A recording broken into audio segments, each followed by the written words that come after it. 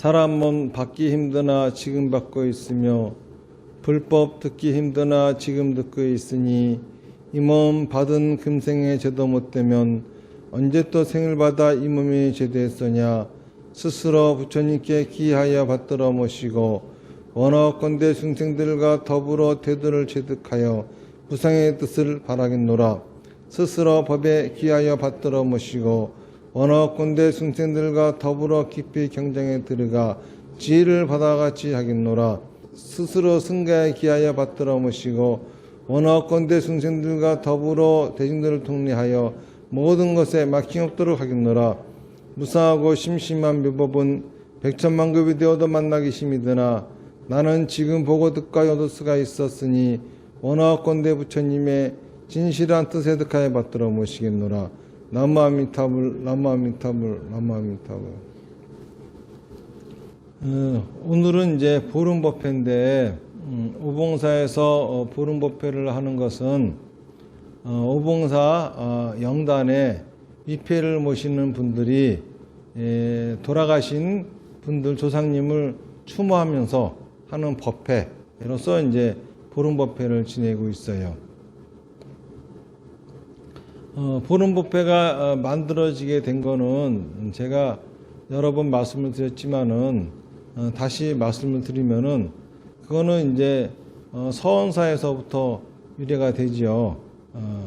저희 이제 큰 스님이 일제 때에 독립운동을 하셨어요. 그러다가 이제 해방을 맞이하셨는데 김구 선생님이 남과 북이 하나가 되기 전까지는 북은 소련의 식민지고 남은 미국의 식민지나 마찬가지다.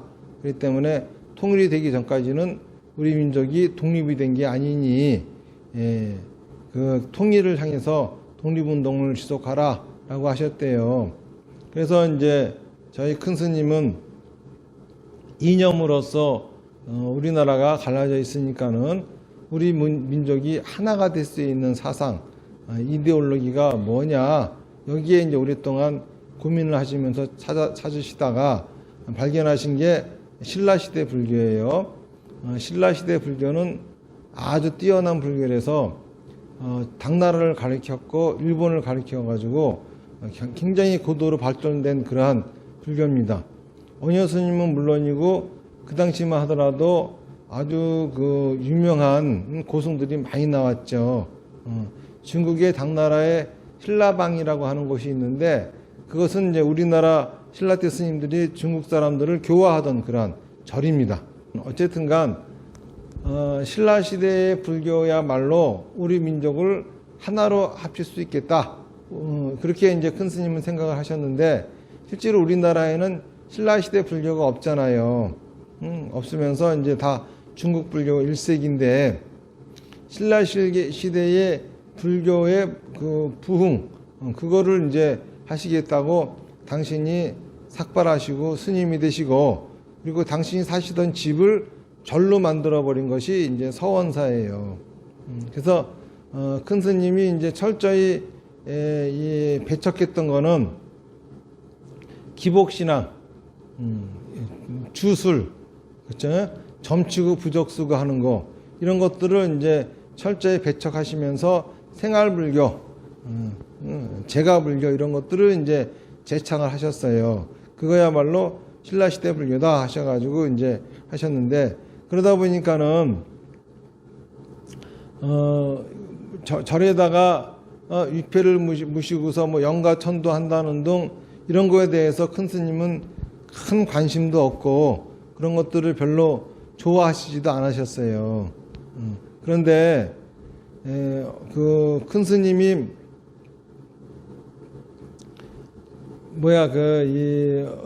처음에 서원사를 만들고 이렇게 할 적에 거기에 이제 크게 호응해주는 신도들이 많지 않았기 때문에 절에 불단을 만들든지 뭐 하든지 약간 이렇게 불사를 한다 하더라도 신도들이 없으니까는 그 기금을 마련하는 게 넉넉지 못하고 거의 이제 자비로서 그런 것들을 하시는 판에 친척 중에서 큰 스님을 굉장히 존경하시는 분이 계셨어요. 그분이 기독교, 독실한 기독교 신자인 분인데 그래도 이제 친척 어른으로서 굉장히 존경하기 때문에 존경하는 분이 이제 절을 만들고 이런 불단을 하는데 그 불사금이 없어서 곤란함을 하고 계시다고 하는 걸 알고서 그분이 이제 시주를 해가지고 불단도 만들고 뭐 이런 거를 이제 그 하는 그런 이제 하고 했었거든요. 그런데 그분은 독실한 기독교 신자고 한의사예요. 그리고 큰 스님한테는 조카뻘 되는 분이고, 근데 그분이 어느 날 서원사에 오셨는데 아주 그냥 얼굴이 초췌한 상태에서 여기저기 막 흉터가 있고 한 상태에서 오셨어요. 그래가지고 이제 큰 스님이 그 몰골이 왜 그러냐, 도대체 왜 그런 몰골로 왔느냐 하고 물어보니까는 그분이 얘기를 하는데 밤에 잠을 자지 못해서 그랬습니다. 왜 밤에 잠을 자지 못하느냐? 그러면 밤에 잠을 자면은 꿈속에서 자기 돌아가신 아버지 어머니가 험상궂은 표정으로 나오신대요.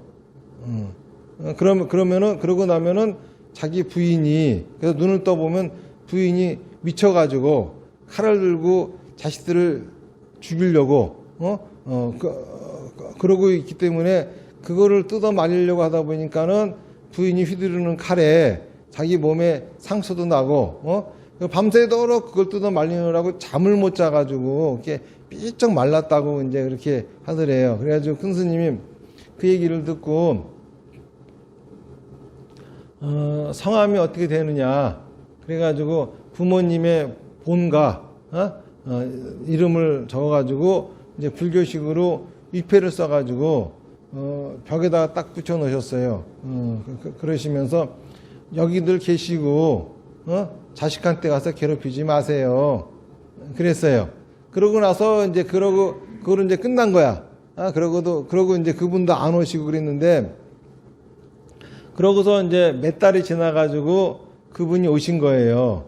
그분이 오셨는데, 봤더니 이번에는 살도 찌고, 이제 아주 말끔해져가지고 오셨더래요. 그래서 그러면서 이제 하는 말이, 아유 저희 아저씨께서 그렇게 해가지고 벽에다가 그렇게 해주시고 난 뒤로부터는 그런 일이 없다고. 그런데 참 이상한 일은 있었어요. 그래서 뭐냐 그랬더니 꿈속에서 또 자기 부모님이 나타나신대요.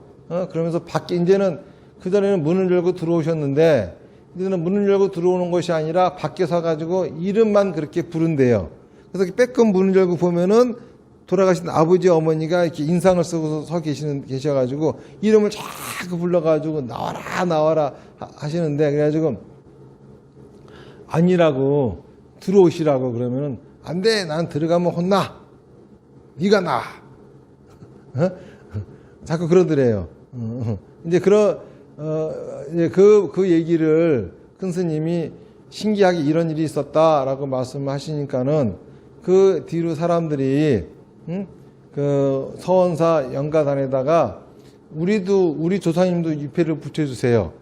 그러면서 이제 이 사람 저 사람 이제 위패를 붙이다 보니까는 저절로 연가단이 됐고, 연가단이 되다 보니까는 이렇게 이제 우리가 연가단을 만들어 놨는데 아무것도 안 하면 안 되니까는 보름에 한 번씩, 보름이 이제 미타 제일, 그래가지고 아미타 부처님의 제일이잖아요. 그러니까 보름에 한 번씩 우리가 다 같이 모여가지고 제사를 지냅시다.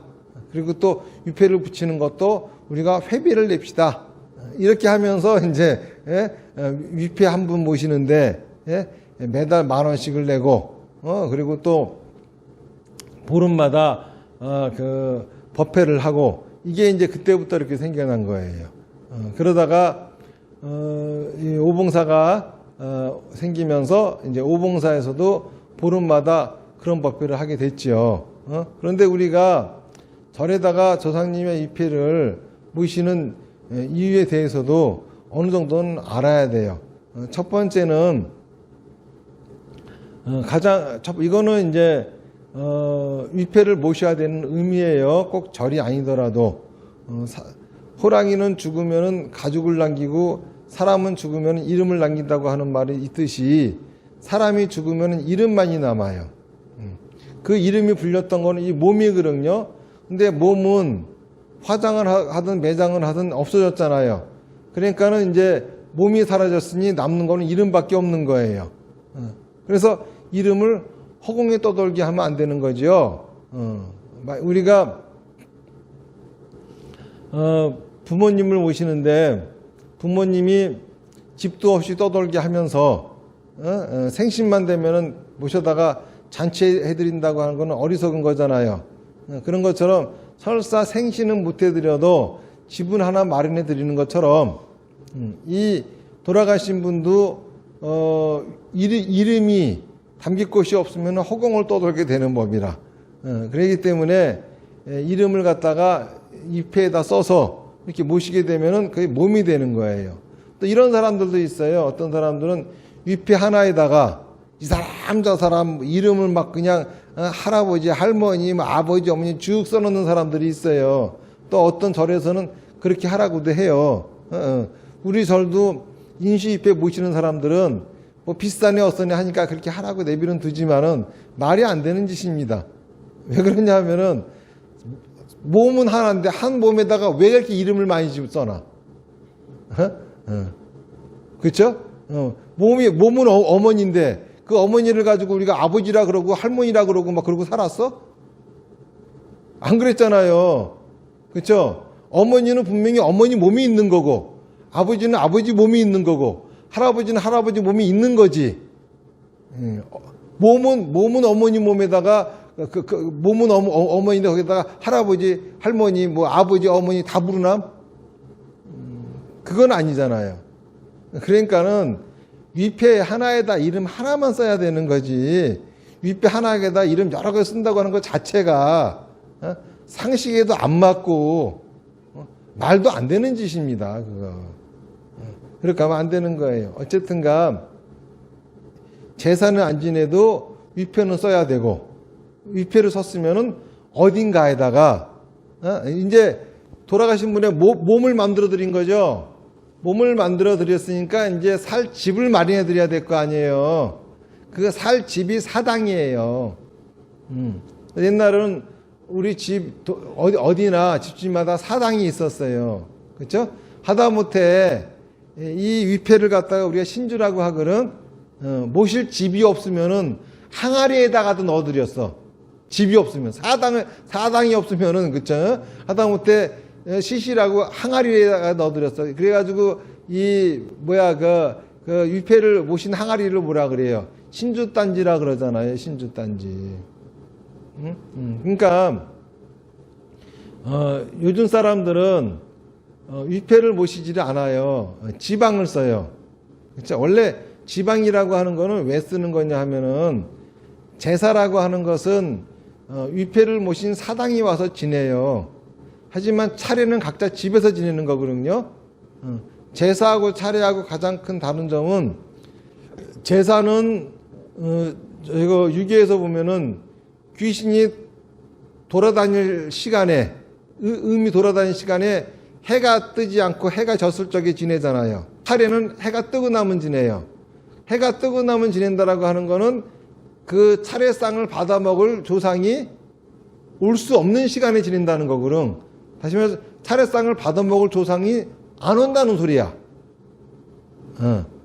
제사는 제사상을 받아 먹을 조상이 와야 되니까는 그 조상이 오는 시간에 지내지만은 차례는 동이 트고 나면 지내니까는 그쵸? 조상이 그 차례상을 받아 먹을 조상이 없는데도 지내는 거야. 이거는 그냥 인사를 하는 거거든요. 원래 인사라고 하는 거는 그쵸? 하는 거지 받는 게 아니에요. 제가 어렸을 적에 이제 그때 비원에 있잖아요. 사시던 친척분들이 계셨어. 이제 대골 할머니라고 그러고 그 근처 삼청동 근처에 사시던 분들인데 그분들이 이제 저희 할머니를 뵈러 우리 집에 와요. 오시면은 이제 제가 할머니들한테 이렇게 절을 하려고 하는데 가만히 보니까 어른들이 우리 할머니한테 절을 할 적에 보면은 아유 앉으세요. 절을 올리겠습니다. 앉으세요. 이래가면서 절을 하더라고요. 그러니까 저도 이제 그 할머니들이 오시니까는 절을 올리겠습니다. 앉으세요. 그랬더니 이 할머니들이 화를 버럭 내시는 거야. 쌍놈의 새끼라 그러는 거야. 왜 그러시냐 그랬더니 절은 하는 거지 받는 게 아니야. 네가 하고 싶으면 해. 누구 보고 앉으라 말아야. 누구 보고 어디 앉으라 마라. 그거는 나보고 네 절을 받으라는 건데 인사라고 하는 거는 하는 거지 받는 게 아니야. 그러시더라고. 그런 것처럼 차례라고 하는 것도 제사는 인사가 아니야. 그렇죠? 돌아가신 분을 추모하고 그리고 유교에서는 돌아가신 분에게 이 생일을 해드리듯이 원래 살아있는 사람은 생일을 하지만은 죽은 사람은 제사를 하는 거거든. 그런 의미로서 죽음을 기념하는 의식을 하는 거지. 하지만은 차례라고 하는 거는 인사를 하는 거예요. 인사를 하기 때문에 조상이 있든 말든 일방적으로 우리가 상을 차려놓고 인사를 하는 게 차례거든요. 그런데 이제 이 차례는 각자 자기 집에서 지내는 거예요. 그렇기 때문에 조상이 올 필요가 없으니까는. 그래서 만약에 형제가 다섯이고 여섯이고 그렇잖아요. 그럼 각자 자기 집에서 지내고 난 다음에 그리고 이제 서로 세배하러 모인다든지 또 추석에 모인다든지 서로 인사하러 모이는 거지. 이제 설이나 추석은 서로 인사하는 날이거든요. 그러니까 인사하는 날이라서 그렇게 하는데 그러다 보니까는 일단은 인사를 하더라도 조상님의 이름은 있어야 될 거 아니에요. 근데 이름을 써놓은 위패는 사당이 하나밖에 없는데 자식이 다섯이면 5명이 다 위패를 5으로 나눌 수가 없잖아요. 그러니까 각자가 종이에다가 이제 지방을 쓰는 거야. 이게 지방이냐 이게. 써서 차례 지내고 난 다음에 획 태워버리는 거예요. 근데 요즘 사람들은 어떻게 지내냐 하면은 제사도 지방 써서 지내고 차례도 지방 써서 지내고 제사도 제사고 차례도 제사고 왜 하는지도 모르고 제사도 다 같이 모여 지내고 차례도 다 같이 모여 지내고 어쨌든간 제가 말씀드리는 거는 지방이라고 하는 거는 위패가 아니에요. 그거는 지내고 나면은 태워서 없애버리는 거잖아요. 그런 위패를 모셔야 되는 것인데 위패를 적어드려야 돌아가신 분도 몸이 생기는 거예요. 위패가 몸이에요. 요즘 우리가 누가 죽으면은 나갈 적에 어떤 사람들은 영정 사진을 들고 나가. 영정 사진은 아무런 의미가 없어. 제일 먼저 위패가 나가야 되는 거예요. 그리고 이제 그 몸을 만들어 드렸으면은 집이 있어야 되잖아요. 그러니까 집을 마련하려고 사당을 짓는 거라. 사당은 그래서 돌아가신 분의 집이 되는 거예요. 제일 먼저 위패를 모시고, 그 다음에 사당을 모시고, 옛날에는 사당이 없으면은 신주단지라도 모셨어. 그런데 불교 신자들은 이 위패를 그쵸? 절에다가 모시는 거죠.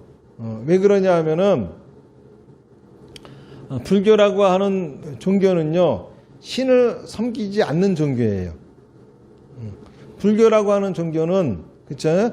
신들의 숭배를 받는 종교예요. 사실 불교에서 얘기하는 호법신중, 이 신중, 팔부신중, 무슨 화엄신중 하는 이 신장들은 원래 어디서 나온 분들이냐 하면은 인도 바라문교에서 신들이에요. 사람들이 숭배하던. 인도 바라문교라고 하는 종교는 신이 상당히 많아요. 그리스 신화에 나오는 신들처럼 신이 굉장히 많아요. 그 신들이 다 불교에서는 그쵸? 섬김의 대상이 아니라 우리 불교를 수호하는 신중으로 다 받아들인 거예요. 그리고 불교에서는 사람이 신보다 더 우월한 존재예요. 왜 그러냐 하면은 사람으로 태어나면 깨달음을 얻을 수 있고 또 극락세계도 갈 수가 있어요. 근데 신들은 신인 채로는 깨달음을 얻을 수도 없고 그리고 또 극락세계도 갈 수가 없어요. 신들이 깨달음을 얻는다든지 부처가 된다든지 또는 극락세계를 간다든지 하려면은 신의 지위를 버리고 인간으로 탄생을 해야지만이 가능합니다. 그러니까는 지금 여기 살고 있는 사람 몸 받고 사시는 분들 중에서도 전생에 신이었다가, 그렇죠? 신으로서 공덕을 많이 지어가지고 그 복을 받아가지고 인간 몸 받고 태어나서 부처님의 가르침을 만난 것일 수도 있어요. 무슨 말인지 아시겠습니까? 그러면서도 전생에 신이었기 때문에 신으로서 공덕을 많이 지어서 인간으로 와가지고 다른 데 가서 법문 듣지 않고 여기 와가지고 이렇게 진짜 법문을 듣는 그런 사람일 수도 있는 거예요. 전생에 있잖아요. 하늘을 통치하던 제석천이었는지 범천왕이었는지 사천왕이었는지, 그쵸? 타와자예천의 신이었는지 누가 어떻게 알아? 무슨 말인지 아시겠죠? 신도 부처가 된다거나 또는 극락을 간다거나 하려면은 반드시 인간 몸을 받고 와야 되는 거예요. 그래서 석가모니 부처님이 탄생하시자마자 천상, 천하, 유아, 독존 그랬죠. 천상은 천상의 신들이야. 천하는 인간 밑에 수라, 축생, 악이, 지옥을 얘기하는 거예요. 그 유아, 오로지 나, 이 나는 사람이야. 그러니까는 육도윤회 세계 중에서 가장 위대한 것이 사람이다. 왜? 사람은 다시 윤회를 할 수도 있겠지만은 부처가 될 수도 있고 또 극락에 갈 수도 있고 이러한 기회가 주어지기 때문에 사람이 가장 위대한 거예요. 그래서 그런 말 있잖아. 우리 처음에 법회할 적에도 그렇죠? 사람 몸 받기 힘드나 지금 받고 있으며 사람 몸 받기가 아주 어려운 거예요. 그렇죠? 사람 몸을 받았다 하더라도 불법을 만나려면은 그렇죠? 그것도 아주 어려운 거예요. 그러니까 사람 몸 받기 힘드나 지금 받고 있으며 불법 듣기 힘드나 지금 듣고 있으니 이러면서 우리가 이 법문을 잘 새기려고 삼기예찬문을 하고 법문을 듣는 거지요. 자, 그러니까는 불교라고 하는 종교는 신을 숭배하는 종교가 아니라 그쵸? 신들이 귀하는 종교야. 신들이 구제받으려고 믿는 종교가 바로 불교예요. 그러면 신들은 다음에 인간 몸을 받으려면 뭘 해야 되느냐 하면은 신으로 있을 적에 불교에 귀해야 될 뿐만이 아니라 그 다음에는 불교를 열심히 수행하는 사람들, 그렇죠? 이 극락 가려고 열심히 연불 하고 부처님 가르침대로 열심히 제대로 살려고 하는 사람들, 그런 사람들을 보호해주고 지켜주는 일을 하는 거예요. 왜냐하면은 그런 사람들을 보호해주고 지켜주는 일이 뭐냐 하면은 이 자체가 신이 부처님에게 귀했고 부처님의 끈을 놓지 않고 잡고 있다는 소리거든. 그런데 만약에 그렇죠? 만약에 그 사람이 불교를 믿지 않고 또 사대기에 있잖아요. 신들이나 섬기고 있다고 하면은 이 신장들은 다 떠나버려요. 무슨 얘기인지 아시겠습니까? 절이라 하더라도 똑같이 절을 지어놓고 불상을 모시고 있다 하더라도 그쵸? 거기에 신중들이 옹이하는 곳이 있고 옹이하지 않는 곳이 있어. 아무리 사천왕문을 만들어 놓고 그쵸? 인왕의 조각을 해놓고 신중탱화를 모신다 하더라도 신들이 수호하는 사찰이 있고 신들이 기거할 수 있는 곳이 있고 기거할 수 없는 곳이 있어요. 만약에 칠성각, 상신각, 용왕각 이런 거를 만들어 놓고 신들을 섬긴다면은 그 신들은 좌불안석이에요. 불안하다고. 자기가 섬김을 받아가지고서는 공덕을 지을 수가 없어요. 그쵸? 예를 들어서 여러분들이 이 오봉사에 법문을 들으러 왔어. 불공을 이루러 왔어. 근데 사람들이 자기를 숭배한다고 하면은 여러분들은 기분이 어떻겠어? 그저 가고 싶겠어? 목적은 나도 구제받으러 왔잖아요. 구제받으러 왔으면은, 그쵸? 나를 구제해줘야 되는데, 나를 구제해 줄 생각을 안 하고 전부 다 모여가지고 나한테 빌업을 해달라고. 그러면 거기 가겠어? 신도 똑같아. 신들도 구제받으려고 절을 찾는 거예요. 그러면 그 절에서 자기를 구제해줄, 그죠? 그런 법력이 있어야 되는데, 그러지 않고 거기 있는 스님이나 신도들이 맨날 신들한테 빌어 신중기도 하고 앉았고, 막 용왕님, 산신님 막 기도해서 그러면 그 신들이 거기 가겠어? 그쵸? 만약에 신들이 거기 가서 앉아가지고 소원을 이뤄주게 하고 있다. 그러면 거기는 그 신이, 자기 잘난 척 하려고 있는 것이지. 그쵸? 구제받으려고 있는 게 아니기 때문에 호법신장이 아니라고. 무슨 말인지 아시겠어요? 아무리 우리가 있잖아요. 신을 보고 욕을 하고 그러더라도 내가 바르게 부처님 법을 지키고 수호하고 있으면은 신중들은 자기도 구원받기 위해 가지고 옆에서 그쵸? 옹이할 수밖에 없는 거야. 제바 달다가 부처님에 대한 욕을 많이 했어요. 법문은 잘하지만은 인격적으로 좀 문제가 있다는 등, 저 부처님이 하는 법문에도 좀 문제가 있다는 등, 그러니까는 어떤 제자가 와가지고 그 부처님 법문은 참 좋은데 제가 보기에도 부처님의 인격에 문제가 있다는 거는 많은 것 같기도 합니다. 왜냐하면 그것도 다 각자 보는 견해가 있잖아요. 돼지 눈엔 돼지밖에 안 보이고 부처 눈엔 부처밖에 안 보인다는 말이 있는 것처럼, 지가 그러면 지 눈에도 부처님도 이렇게 보이겠지. 그러면서 그럼 제가 그런데 어떻게 부처님을 따라야 할지 어찌할지 모르겠습니다. 그러니까 부처님이 비유를 들어서 말씀하시기를 깜깜한 야밤에 산도둑 놈이 횃불을 들고 서 있다고 해보자. 그 횃불에 의지하지 않고서는 도저히 한 걸음도 걸어나갈 수 없다면은, 저것이 산도둑 놈이 횃불을 들었기 때문에 나는 저 횃불에 의지하지 않을 거야 라고 한다고 하면 너만 손해가는 것이다. 다시 말해서 그 가르침 그것만 보라는 거거든요. 이와 똑같이 신중도 똑같아. 불교 신자가 산신놈 칠수동놈하고 욕을 한다 하더라도, 그쵸? 이 산신이나 칠성이나 용왕도 구제받고 싶다면은 거기가 바른 정법을 피는 사람이고 불법을 바로 지키는 사람이라고 하면 그 옆에 붙어서 그를 수호해 줘야 될 거 아니요. 그래 안 그래요?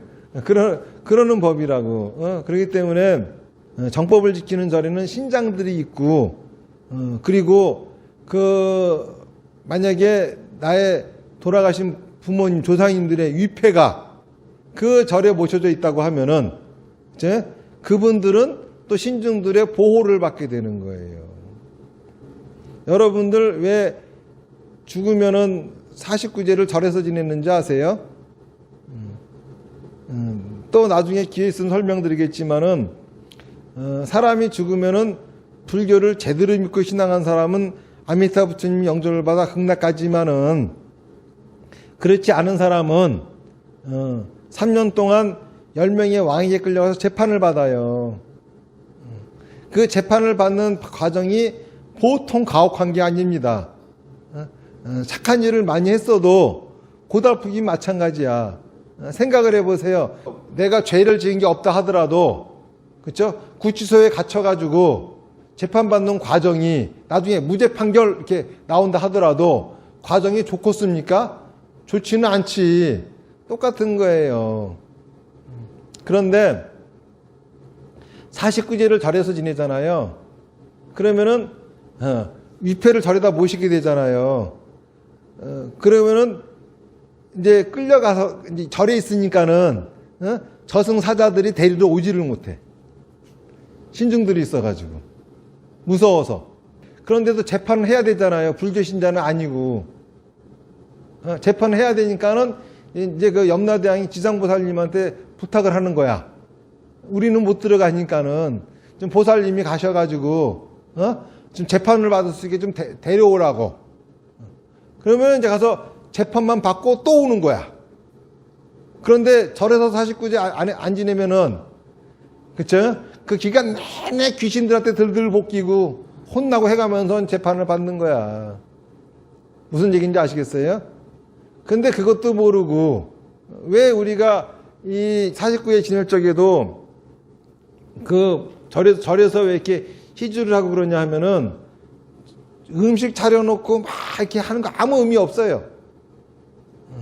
공덕이 안 돼, 공덕. 돌아가신 분에게 공덕을 지으려고 그러는 거야.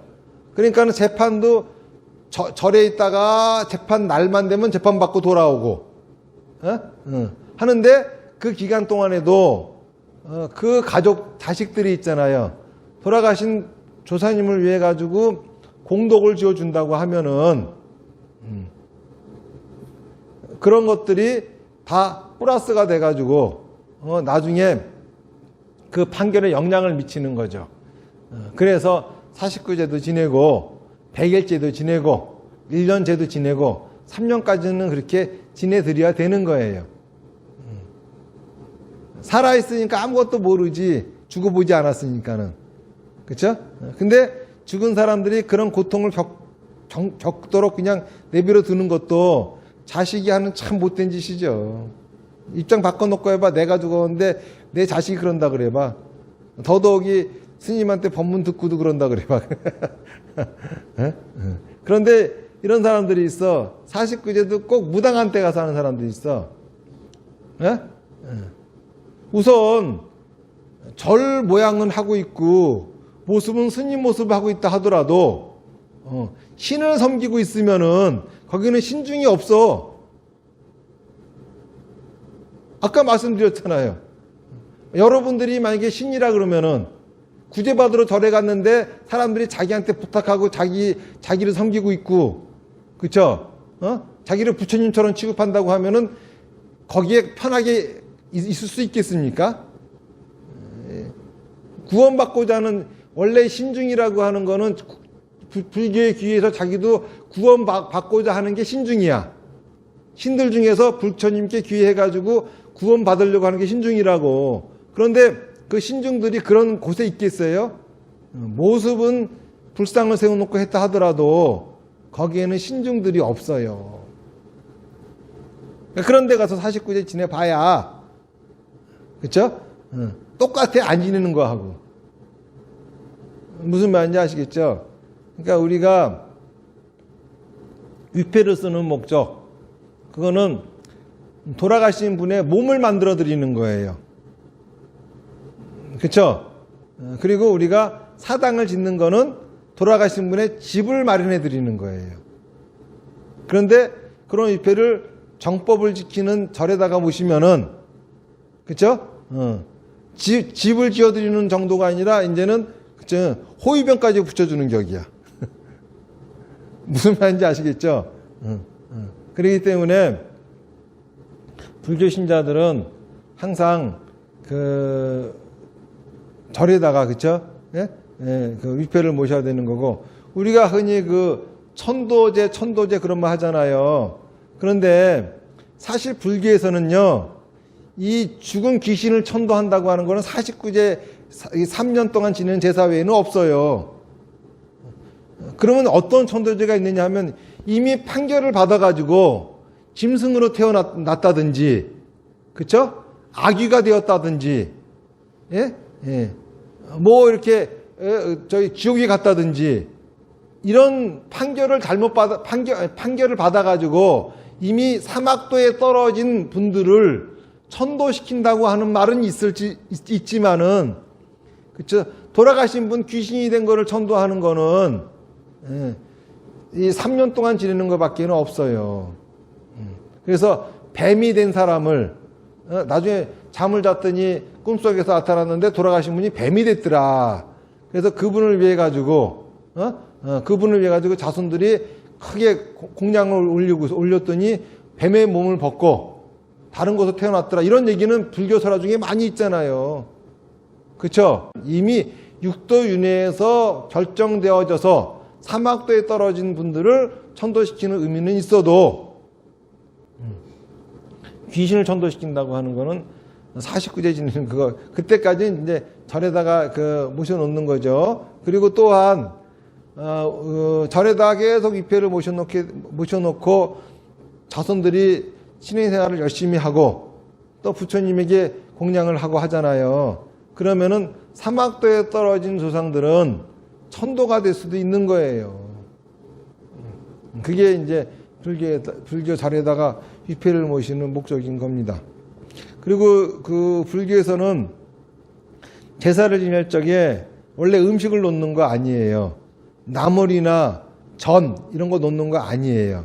그러니까 요리라는 음식을 놓는 게 아니야. 그런데 유교에서는 죽은 사람에게 음식을 먹이기 때문에 요리라는 음식을 놓잖아요. 그리고 조선시대 때에는 그 숭유 억불 정책을 썼잖아요.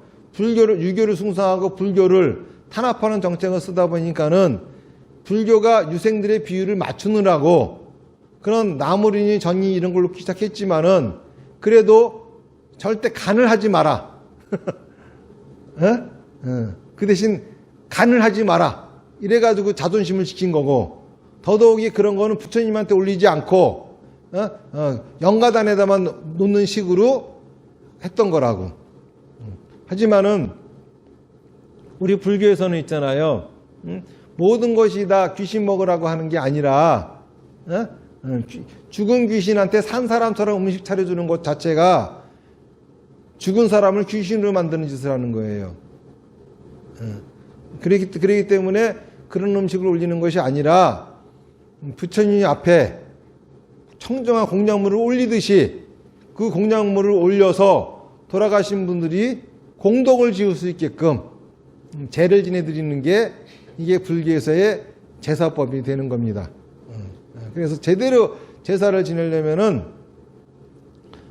절대 그런 음식을 놓으면 안 돼요.